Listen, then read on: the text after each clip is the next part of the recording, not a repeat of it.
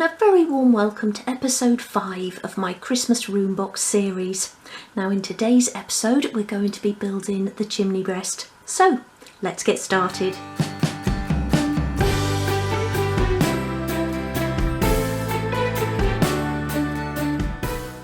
So the first thing we need to do is work out the size that we want to build the chimney breast. So I've put the pieces in that I know I'm going to be using, and I'm using this lovely fire surround that I actually took out of my original doll's house.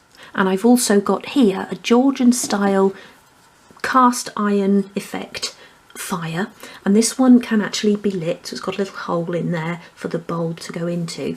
So I'll be making a little hole at the back of the room box so that I can actually electrify that as well. But the first thing to do is stand them in place so that everything will fit back in, and then you can work out the depth of the chimney breast and the width as well.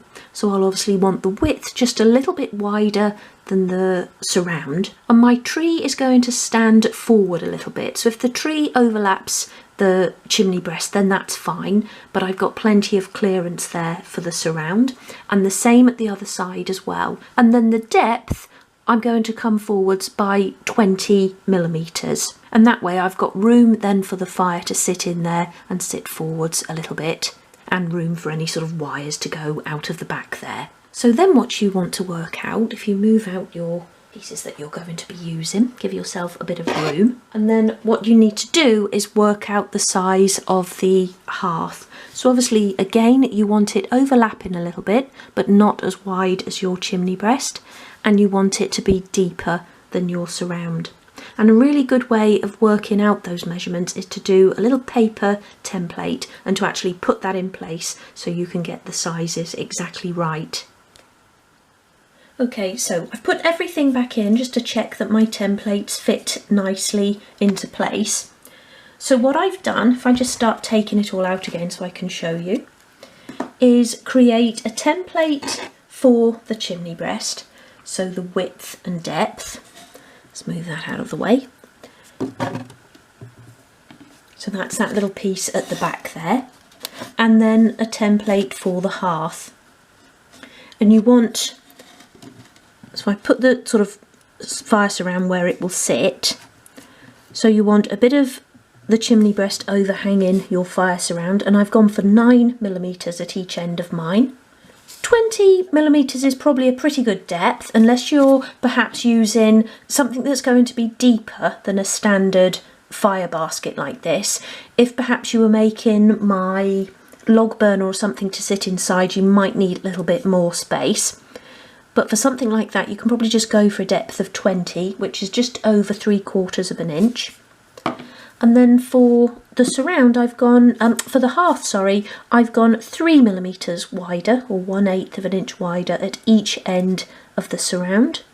And then I've made that 40 millimeters deep, which is, I keep looking at the inch measurements here as well, which is 1 9/32 of an inch. And that way I can then have the fire sitting in there. So it'll probably sit about there like that. The legs will just sort of be level with the surround. And then I've got a little bit left at the front where maybe we could have some slippers or a mug of hot chocolate or something like that. So you might want a little bit of space to put something, even some little logs or candles, you know, that sort of thing. I haven't quite decided yet what I'm going to be displaying there, but just have a think if you did want to put something on there to leave a little bit more depth. Okay, so let's take those out of there. And actually, by the way, if you like that surround, I sell these in my Etsy shop. They do a larger one as well if you're thinking of doing a larger box for your Christmas display. And they also come in this sort of off-white colour or a white colour, you know, a brighter white colour, like a sort of white plaster. And because I had this one in my doll's house before, I've used a bit of charcoal on it just to put a bit of smokeware around it, which is a good idea to make it look realistic. Let's get that out of the way. So I've got the width and depth of my chimney breast and of my hearth. And then for the height of the chimney breast, you want to measure from the top of your flooring up to obviously the underside of your ceiling panel. So mine is 203 millimeters or 8 inches, but I'm going to take a couple of millimeters off of that because obviously we need to get the chimney breast back in easily. We don't want it to stick when we're actually putting it back in. And any gap in around the top will be covered by the coving. So just take a couple of millimeters off for the height. So to actually cut the chimney breast, I'm using the 3mm light plywood that I actually used for the room box, and I'll pop the link again for this in the description box below, and this is available from Amazon, and it comes in packs of 10 sheets, but it's really useful for building things such as room boxes, but also chimney breasts and internal walls and things like that, although probably not suitable for furniture.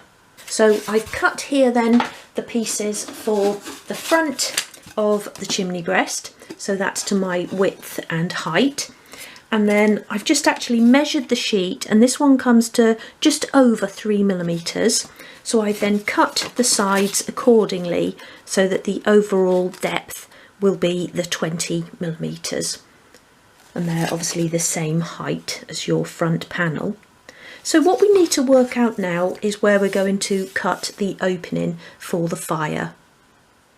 So bring your fire surround back in and place it centrally onto your front panel. And I know I've got my 9mm at each side there, so I've measured each of those so I know that it's sitting centrally on there. So then just push it up a little bit so we can draw our pencil lines actually onto the front panel. And you want to bring your lines so that they're in line with the opening there. So just draw a little line coming down from that sort of inside leg, I suppose, and on that side as well. You can then just pop the surround out of the way, and measure from the left hand side up to the pencil mark. I'll make that 38 there. So I'm going to copy that measurement up to the top of my front panel, and then do the same at the other side. It should be the same unless you've got any difference in the thickness of the legs. And having said that, mine must be different because on this side it's 40mm. But I'm still going to copy that measurement up because I know that my top piece, or the sort of mantle piece, was in the centre there. So we'll always sort of trust the measurement. And then you can carry those lines down like that.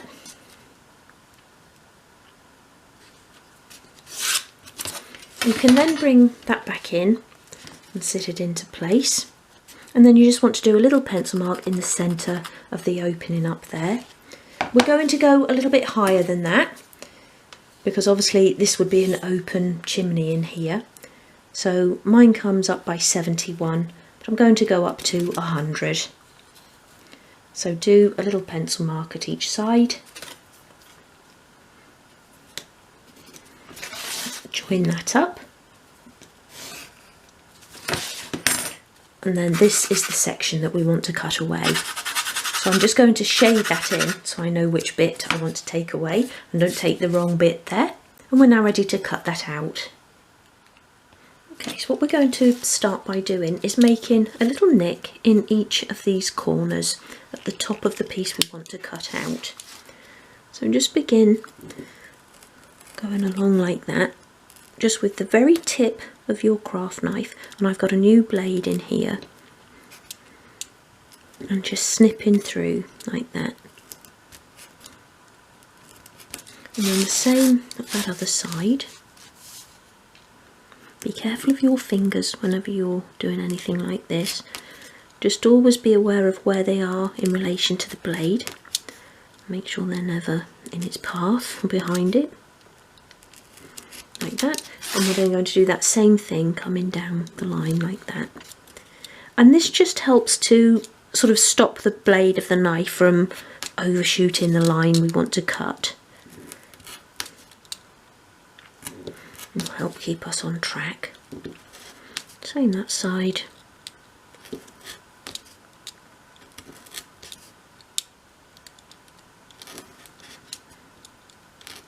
And we can then start cutting using our rule as we normally would. So line up along the top And it's always important to cut against the grain first, and that way the wood is less likely to split. In this case it wouldn't be as important because obviously all of this is going to be hidden behind our fire surround, but it's just a good habit to get into. So I think I can feel that I'm all the way through there. If you're not sure, you can have a look at the back and see if you have actually cut all the way through, which I have there. So I'm then going to go in with the grain, which is always so much easier. Nice light score to start, and then you can just go in a little bit further each time.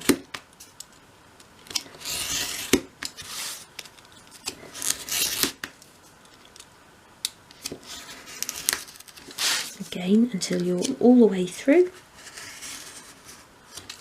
and then do the same at the other side.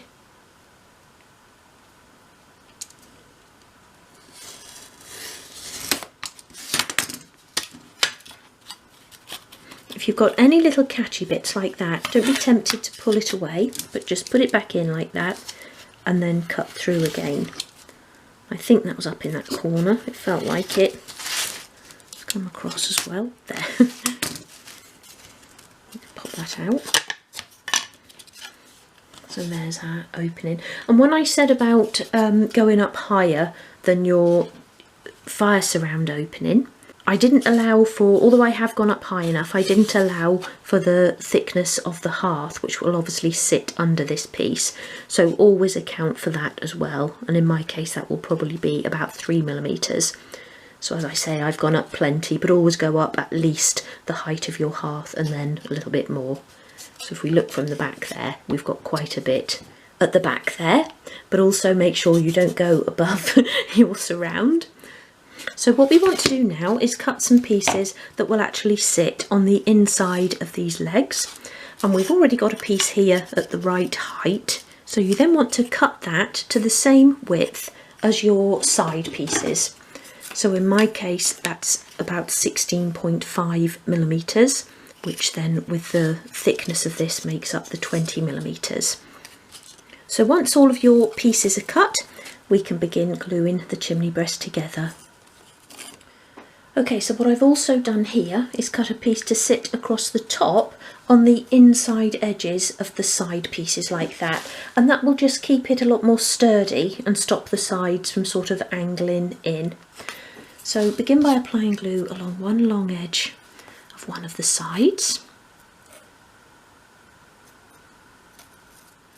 and then press that into place right along the edge of your front piece, making sure you've got that nice flush edge. Just use your finger along there to make sure that it's sitting just on the inside edge of the piece. Give that a good press into place. Okay, so then apply glue to a long and a short edge of your top piece. And this is obviously the same width as your front piece minus the thickness of your sides, and the same depth as the sides. So put that into place on the inside edge of the joined pieces, and again so it's sitting nice and flush along the top there. Again, give it a press. We can then attach the remaining side, but just begin by putting a little bit of glue on the end of that top piece, and then along the long edge of your side piece, or a long edge. Again, sit that into place so it's right along the edge of the front and pressed up against the top piece as well. Push the pieces together and that will square the whole thing off. Again, press and hold. We're then ready to attach the opening side pieces, so they'll sit flush along there like that. So again, just apply glue to one long edge, and then sit that into place so you've got that nice flush edge on the inside there. And again, so that you're flush along the bottom. give it a good press. And then the same at the other side.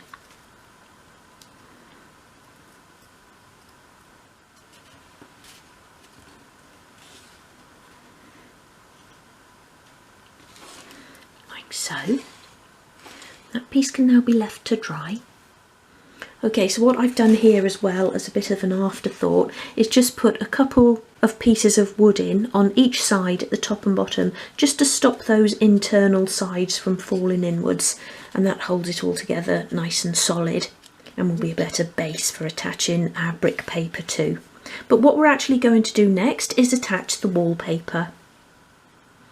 Okay, so before I actually attach the paper, I'm going to stand the chimney breast back in, and that's where it will sit.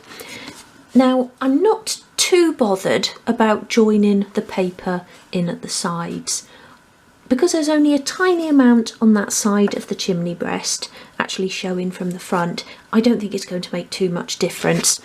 So I'm just going to line my wallpaper up with the top of the chimney breast and then just glue it into place, sort of sitting centrally on there. And because of the pattern, it's not going to be too sort of noticeable. But what I have done whilst the chimney breast is in there is just make a little cross in the centre, probably about 12mm, half an inch up from the bottom or from the floor, and that's where I'll drill the hole for the fireplace light, or for the fire light. But first of all, I want to get the wallpaper attached. Okay, so what I've done here is position the paper centrally on there, and I know that because I've got a line running right down the centre of the chimney breast there. And then, as you can see, I've just folded it around and pinched in the folds, and that just really helps once you've got the glue on to get the paper wrapped around nicely. And then I folded it around the back as well. So I'm actually going to apply the glue to the chimney breast, just because once we've got the paper on, I then want to come around and trim out this central piece, and that will be easier if I haven't got any glue on there. Okay, so I'll move the paper out of the way for a moment and apply the glue onto the chimney breast.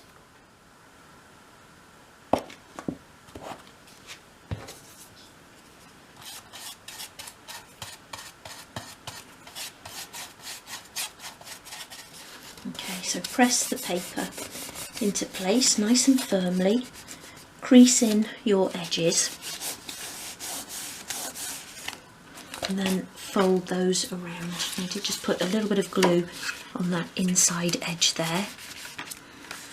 Press it against there as well. And then once this begins to dry, I can trim off this excess at the back.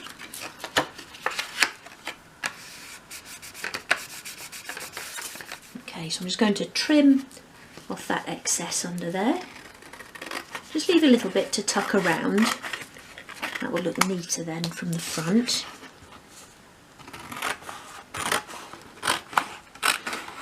And then I'll just put a little bit more glue on just to secure those down on the inside.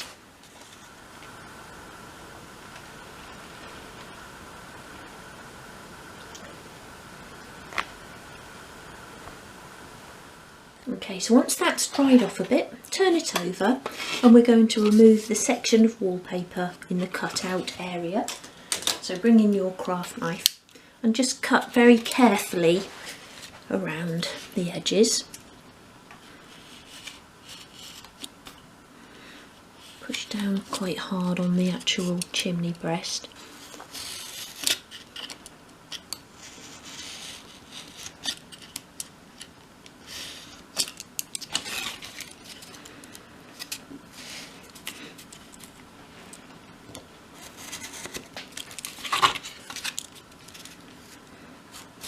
Oops. There we are. Okay, and what we're going to do now is add our brick paper. Okay, so to line the chimney breast opening, I'm going to be using this embossed brick paper. And if I show you that from the back, sort of angle it a bit like that, you can see that that is embossed between the bricks, and it just gives it a really nice realistic effect. Now, I also sell this in A3 sheets in my Etsy shop, and there's this colour which is called Weathered. There's also a sort of red brick and a yellowish brick as well, a Flemish Bond brick. And they all look really nice and realistic, and have got this lovely sort of random effect. So what you want to do is cut a piece that is as high as the opening there, and then just fold it around, so having a bit overlapping at the front there, fold it in and then create a fold on the inside of that sort of leg piece. You'll have a bit that goes flat across the back and then another bit that folds around on that side. So to get it all to fold around like that, I sort of worked it in and then used my rule to create some straight edges in there. So we're now going to glue this along the front edge and along those sides, and then when we actually glue the chimney breast into place, we'll glue that flat against the back of the room box. So I'm actually going to apply the glue to my paper and then feed that in.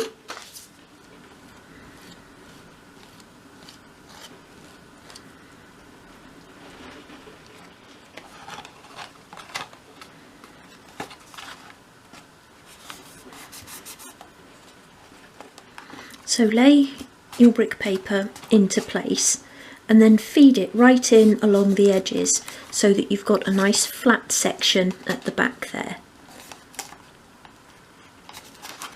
And this is a really nice tough paper again, so you can sort of pull it around and not be afraid of it creating any wrinkles.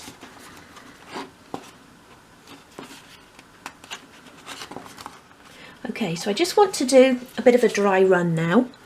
So I'm going to put that back into place. So that will sit there like that. And then for the hearth, I've actually got these little flagstones, and they're made from real stone, and they've got these lovely beveled edges. And I thought I was going to have to trim these, but actually these are the exact size of my template, so that's worked out really well, and I can sit 3 of those across to act as my hearth. Now if you haven't got anything like this, you could use just a piece of wood, so cut it from your 3mm sheet wood and cut it to the size of your template, and then you can bevel over the edges. Either just paint it black or grey or something like that, or you could create a marble effect or something on it, and again be quite creative with that. But I find these flagstones work really well as hearths, and I've used those in the living room of my own doll's house. So I'll have those sitting along the front there. Just lay those into place along there like that. And then if I just bring you in a little bit closer, you'll see that I've got a little bit of a dip at the back there. Now I have got some more of these, so I could actually trim them to size and fit those in there. Actually, that does actually go in, so I could maybe just trim a little bit off the back or sand a little bit off to get those to fit in there. And that would actually look quite nice. Or you can use a piece of wood, or even cut your hearth to that shape so that it sits in there, or like I say, just put a separate piece of wood in the back there and paint that black as well. And once the actual little fire basket's in place, that isn't really going to be seen. So I'm now just going to put the surround back into place as well, like that, so that will sit there. I need to go over just a little tiny bit there. And there it is as well, with the chair and tree back in place, and I think that looks really good. Now I really want to get this episode on this evening, and it's now just gone 6 o'clock, so to be able to edit this and upload tonight I'll have to leave it here. But what we'll do in the next episode is drill the hole for the lit fireplace. We can then glue the chimney breast, the hearth and the surround into place. And then what we'll be doing is adding the skirting, the panelling and the coving into the room. And then we're at that wonderful sort of moving in stage. Now in the next episode as well, we'll actually be gluing the box together, and we'll do that before we then start adding the skirting and coving. And there are just also a couple of little things that I want to do. So along this side here where the paper stops, you can see some of the natural wood there in the actual slot for for the acetate panel. So I want to try and mix a paint to match the wallpaper colour and just pop some of that in there over the other side as well. And then in the corner I've got a little bit of a mismatch between the papers, so I can apply a little bit along there as well, just to hide that bit of gap in. So we'll get all of that done in the next episode, and then we'll be able to start adding a couple of furniture pieces that I have planned and all of the lovely accessories. So I'll see you again soon. Take care. Bye.